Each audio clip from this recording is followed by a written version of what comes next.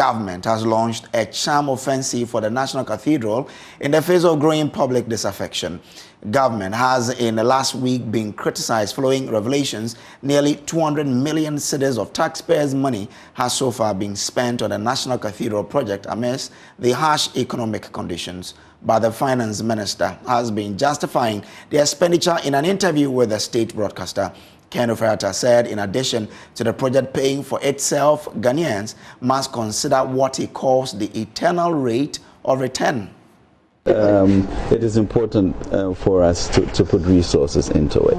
Now the question is how we do that, and I outlined, the strategy that the trustees have come up with regards to mass mobilization, private sector, diaspora and interventions, and the churches to participate. I guess what I meant was that you were trying to let us know that it shouldn't deter us from pursuing.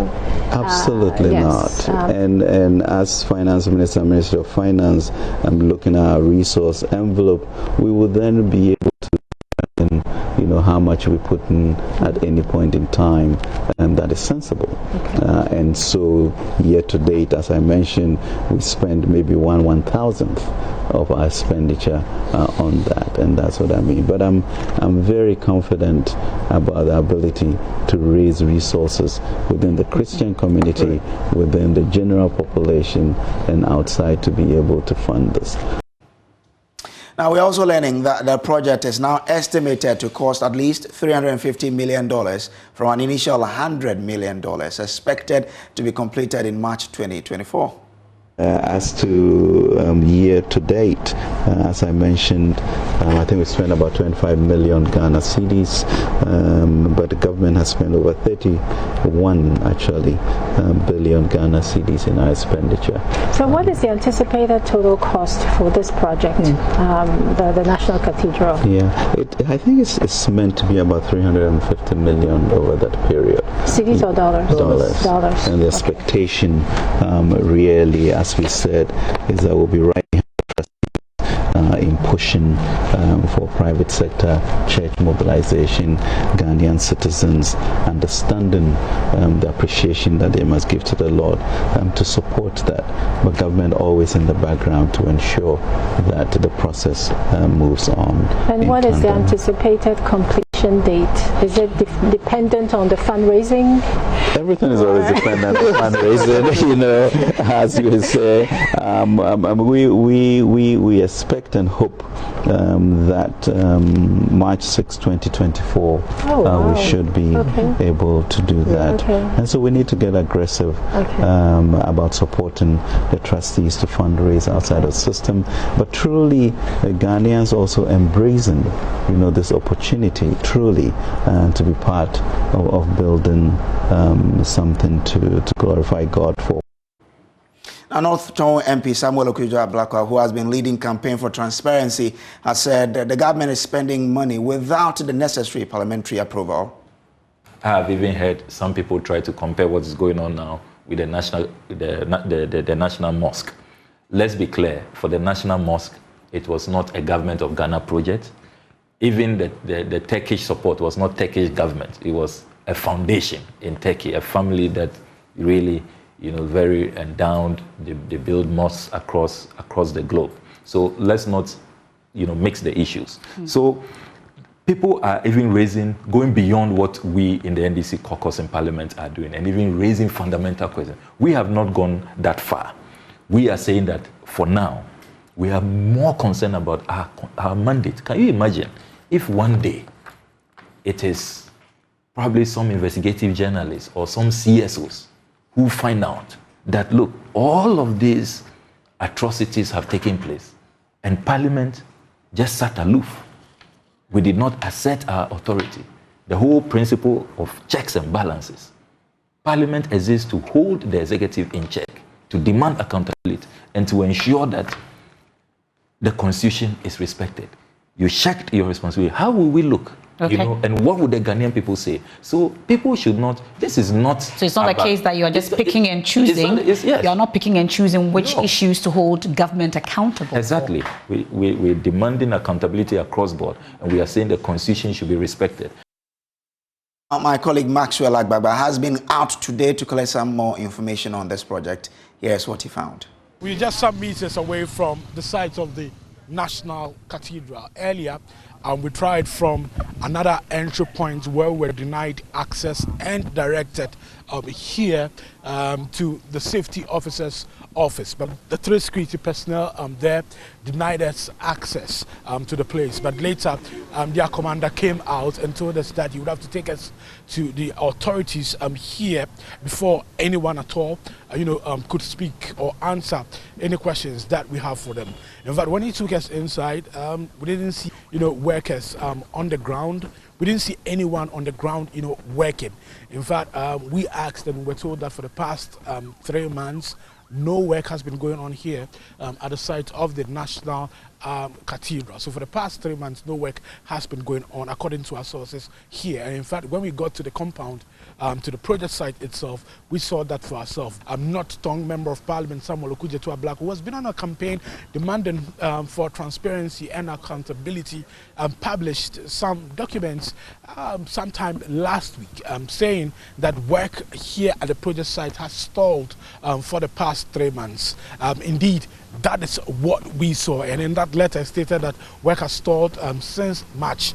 That is the situation here. I'm currently here at the Secretariat of the National Cathedral. We've been waiting here for the past 3 hours, waiting to get an interview with the Executive Director of the National Cathedral Project, Dr. Paul Opoku-Mensah, but so far we have been unsuccessful. He's been in a series of meetings. Earlier, a member of the Board of Trustees, Dr. Joyce Ayi, was in a meeting with him. She came out, but she wouldn't speak to us. We were unsuccessful getting an interview, trying to get an interview with her. She wouldn't speak to the raging controversy and all the talk surrounding the National Cathedral. As we speak to you now, we're told that the executive director is in a meeting with one of the consultants of the project, and it appears would have to wait a bit longer, or maybe perhaps come at another day. Reporting for Joy News, Maxwell Agbaba. Adam Sedano is co-founder of the Citizens Movement Against Corruption and also a member of Crusaders for Christ. He joins me live. Mr. Sedano, what's your reading of the issues and how it's played out? Well, it's really unfortunate. I think that if the president says that he's triggering a project, and that project will be entirely or mostly funded by a particular constituency and will not lay, put any stress on government, stress on the national coffers. We hold him to that. We expect that that's exactly what will happen.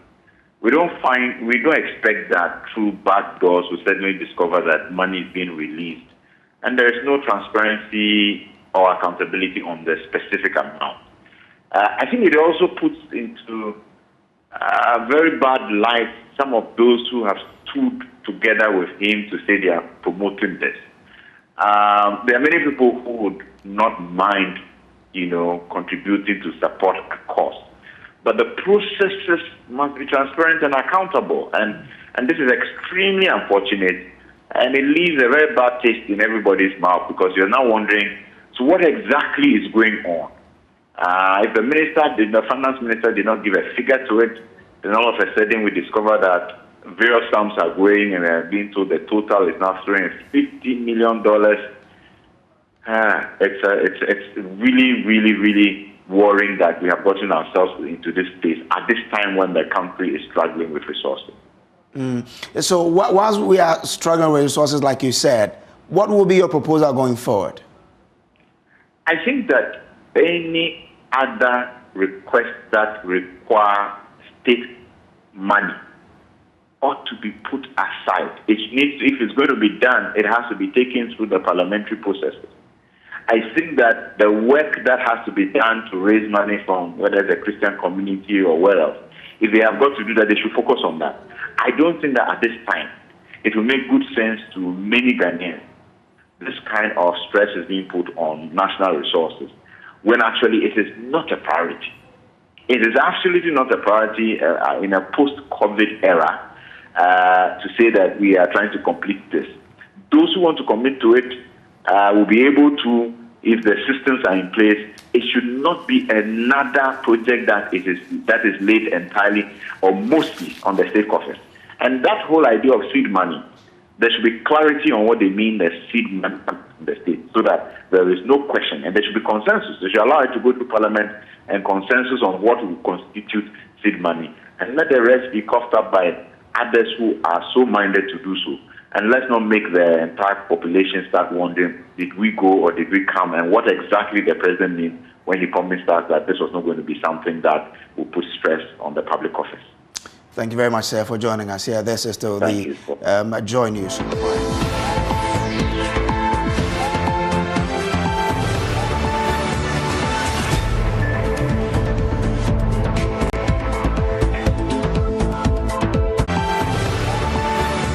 Joy News Prime Headlines was brought to you by Belcan's refreshing style, taste of adventure.